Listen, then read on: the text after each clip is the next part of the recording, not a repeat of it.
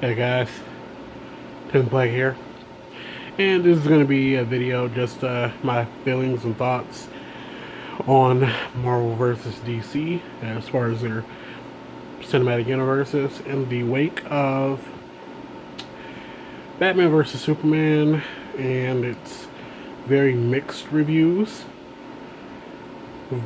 and then of course the pretty much only positive reviews of the early screening of Civil War.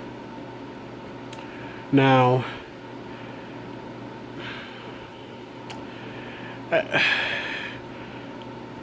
first things first, I want to get this off of my chest.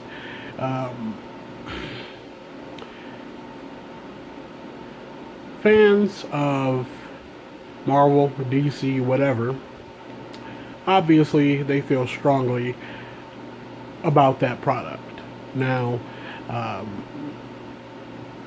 I feel very strongly about Marvel movies, and I love Batman. I love quite a few DC characters.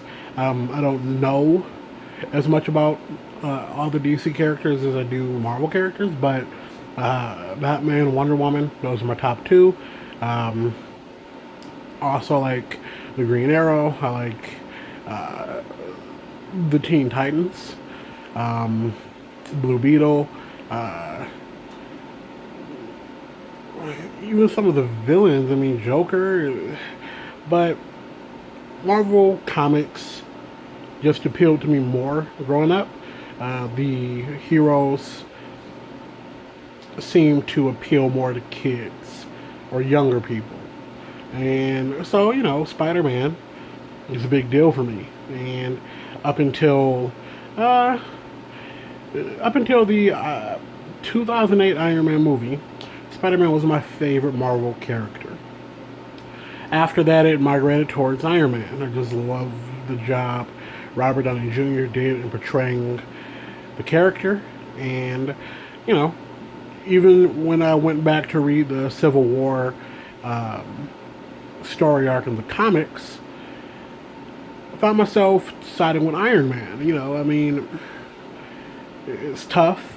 A lot of good points on each side, but Iron Man's always is not my favorite Marvel character. Now, again, getting back to what I was saying about fans of Marvel, fans of DC. Now, when it comes to a movie, if a movie is not good, I don't care who was in the movie. I don't care how well acted it was. If the movie is not good, the movie is not good. I mean, we could talk about how great a job the actors did in the movie, regardless of how bad it was. We could talk about how awesome the special effects looked, or how great some action scenes may be. Now, I know where you think I'm going to be going with this, but as far as a Marvel movie that had great acting, great special effects, great action scenes, that just irritates me, hands down is the third Iron Man movie. Now, Robert Downey Jr. did a great job with the movie. However, the storyline, the plot, it was not good. Not just say it. I mean, you take the Mandarin, one of Iron Man's biggest villains, if not the biggest, and you reduce him to an actor. Ben Kingsley, by the way, did a great job playing that part. Not so much the part where he was acting as the Mandarin, but the crazy person. You did a great job with that part. However, it was still extremely disappointing. Now, one thing I can't say about Iron Man 3, the more I watch it, the more I can appreciate certain things about the movie.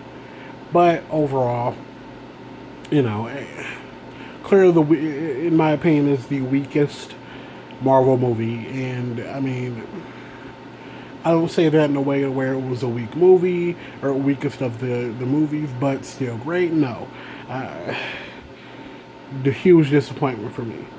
Now, that being said, let's get to Batman versus Superman, Dawn of Justice. Now, DC, we have to accept that they're on the fast track. I mean, they say they're not trying to, but the movie proved, like we all knew, that they're basically trying to catch up to what Marvel has done. Now, while it's not something that would be easy to do, it could have been done if the movie had been simply what the title implied: Batman versus Superman, Dawn of Justice. Here are my gripes about the movie.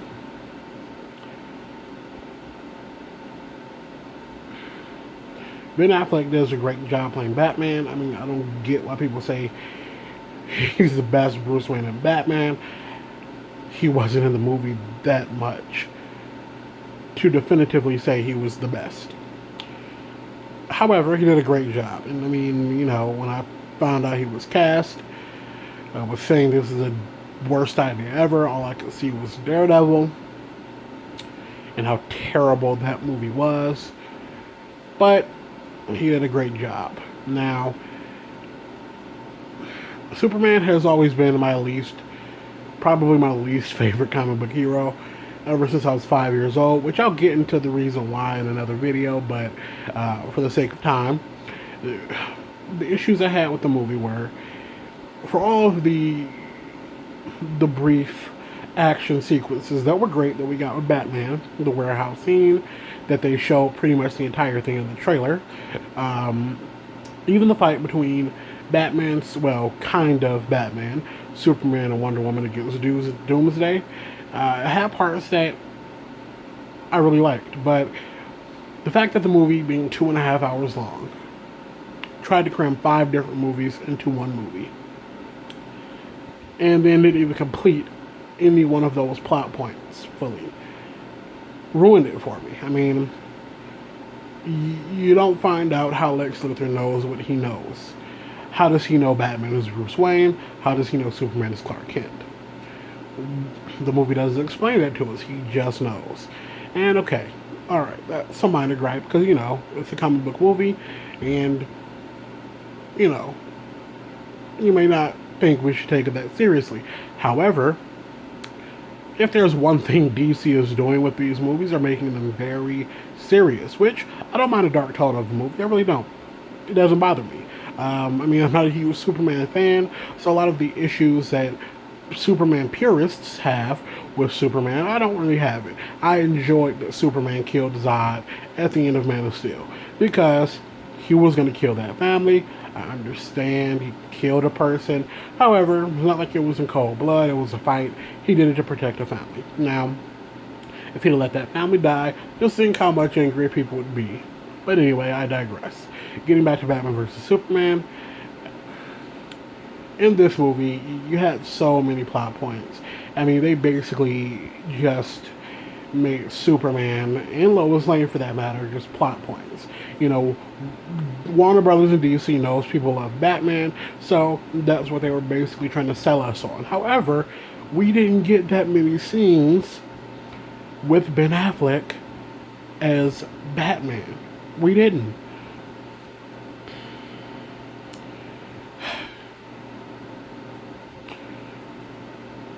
Let's talk about the reveal of the Justice League member. So Cyborg was pointless. They didn't do a good job with Cyborg at all.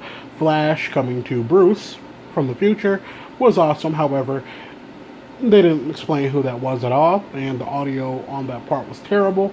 You could barely hear what he was saying. And even if you did hear what he was saying, if you really didn't know what the Flash could do, you'd be lost. But, I mean, the movie was it was a mess to me. Wonder Woman is my favorite part of the movie. I think they handled it awesomely. I love the music that played when she showed up as Wonder Woman. But the thing that's really bothering me is DC fans. And, I mean, I'm a fan of DC. I mean, I'm not going to call myself a DC fanboy. I lean more towards Marvel, like I mentioned. However, here's something that upsets me.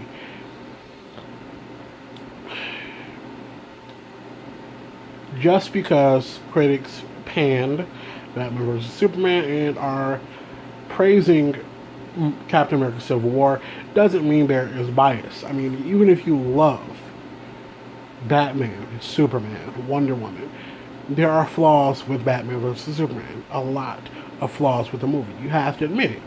I mean, you can still be a fan of the movie, you can still like the movie, but there are flaws that people who may not be as die-hard fans as you will have problems with. But DC fans love commenting on every post, saying Civil War will be great with, oh, that's just bias against DC. That's just Marvel fanboys. No, I mean, we can have all of these Avenger characters in Civil War, which you can't wait for that movie, because they've built up these characters. So there's not going to be a lot of confusion. There's going to be more time to deal with plot points, to make sure the movie doesn't suck, to make sure the plot of the movie is coherent. DC doesn't respect its source material, which DC has amazing source material. But as far as DC movies are concerned, the only good DC movies we've gotten have been Batman or Superman. That's it. And not as many good Superman movies.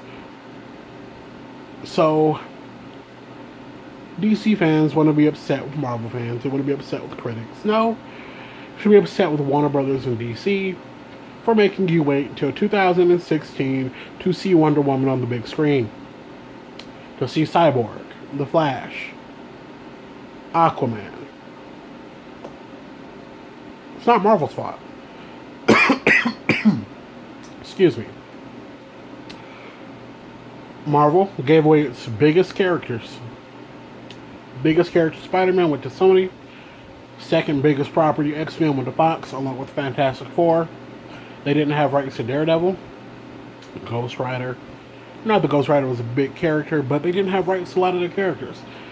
Marvel, what they did was they went to their source material, picked characters that were pretty obscure, believe it or not. You know, you can't tell now. And they made amazing movies, and they gave us the Avengers. So when you see Marvel fans talking about, Marvel fans who've been fortunate enough to see it, talking about how great Civil War is, it's not bias. Marvel has proven that they know how to handle their characters. DC has proven that they only want to handle Batman and Superman. So, that's the video. More coming, of course. I'm going to try to bring one of these videos every day. We'll see how it goes. If not every day, at least 5 times a week. But until later, guys. This is 10th Leg, and I'm out. In the comments, let me know what you think. Please don't forget to like the video, subscribe to the channel. It really helped me out. But I'll see you guys later. Peace.